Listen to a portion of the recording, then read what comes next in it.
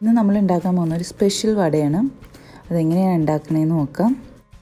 അപ്പോൾ ഇതുവരെയായിട്ടും എൻ്റെ ചാനൽ സബ്സ്ക്രൈബ് ചെയ്യാത്തവരുണ്ടെങ്കിൽ ദയവായി സബ്സ്ക്രൈബ് ചെയ്യുക, ലൈക്ക് ചെയ്യുക, കമൻറ്റ് ചെയ്യുക. ഇത് 100 ഗ്രാം ചവ്വരി ഉണ്ട്. ചവ്വരിന്നോ സാബുദാനോ സാഗോ സീഡ്സ് എന്നൊക്കെ പറയും. ഇതിൻ്റെ വടയാണ് നമ്മളിവിടെ ഉണ്ടാക്കാൻ പോകുന്നത്. ഇതിപ്പോൾ ഞാൻ കഴുകിയെടുത്തിട്ടുണ്ട്.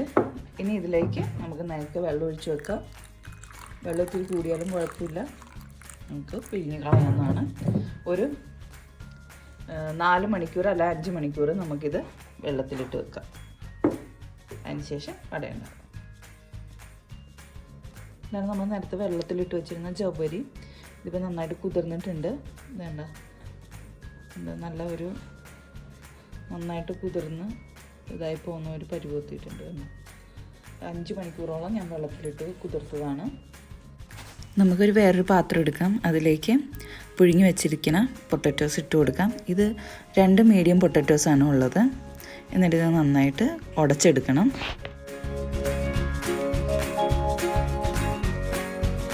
പൊട്ടറ്റോ ഒക്കെ നന്നായിട്ട് ഉടച്ചു വെച്ചിട്ടുണ്ട്. ഇനി ഇതിലേക്ക് സാഗോ സീഡ്സ് ഒന്ന് പിഴിഞ്ഞിട്ട് കൊടുക്കാം.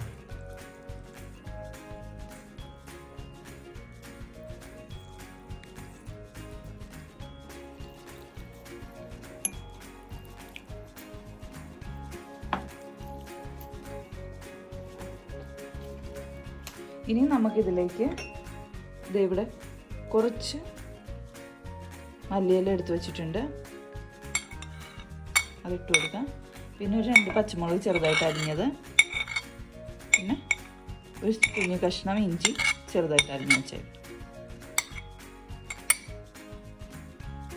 ഒരു നുള്ള് ജീരകം മിക്സ് ചെയ്ത് കൊടുക്കാം.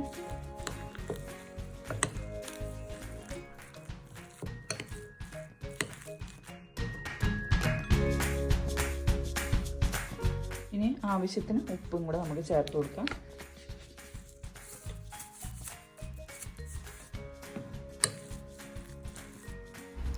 ഇത് 2 ടേബിൾ സ്പൂൺ അരിപ്പൊടിയുണ്ട്. ഇതിൻ്റെ പകുതി നമുക്കിപ്പോൾ ചേർത്ത് കൊടുക്കാം.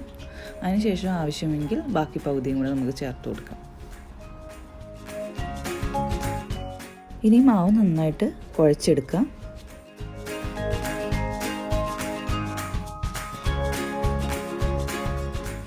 ഇനി നമുക്ക് ബാക്കി ഉണ്ടായിരുന്ന അരിപ്പൊടിയും കൂടെ നമുക്ക് ആഡ് ചെയ്യാം. എന്നിട്ട് നന്നായിട്ട് മിക്സ് ചെയ്തെടുക്കാം. സാഗു വടയ്ക്കുള്ള മാവ് റെഡിയായി. ഇനി ഇത് ചെറിയ ഉരുളകളായിട്ട് മാറ്റണം. അതിന് വേണ്ടി കയ്യിൽ ചെറുതായിട്ട് ഓയിൽ തട്ടിയിട്ട് വേണം ചെറിയ ഉരുളകളായിട്ട് മാറ്റാനായിട്ട്. ഇനി നമുക്കിത് ചെറിയ ഉരുളകളാക്കി മാറ്റാം.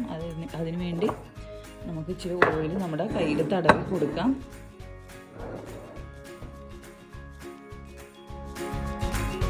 ഇല്ലെങ്കിൽ ഇത് നമ്മുടെ കയ്യിൽ ഒട്ടിപ്പിടിക്കും. എന്നിട്ട് ചെറിയ ഉരുളകളാക്കി വെക്കാം. ഇതിങ്ങനെ ഒന്ന് അമർത്തി കൊടുത്താൽ മതി. ഇങ്ങനെ അമർത്തി കൊടുത്താൽ മതി. അത് ഇടാൻ നേരം മാത്രം അമർത്തിയാൽ മതി.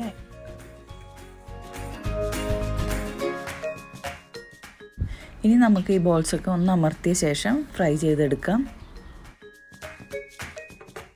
ഒരു ചീനിച്ചട്ടിയിൽ ഞാൻ സൺഫ്ലവർ ഓയിൽ ഒഴിച്ച് വെച്ചിട്ടുണ്ട്.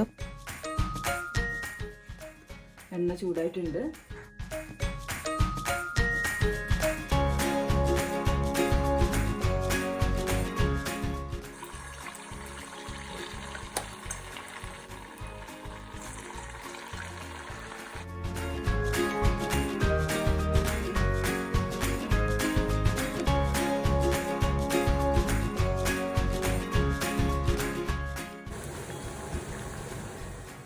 ഇപ്പോൾ നല്ല ബ്രൗൺ കളറായിട്ടുണ്ട് വടയ്ക്ക്. ഇനി നമുക്കത് എണ്ണയിൽ നിന്ന് കോരിയെടുക്കാം.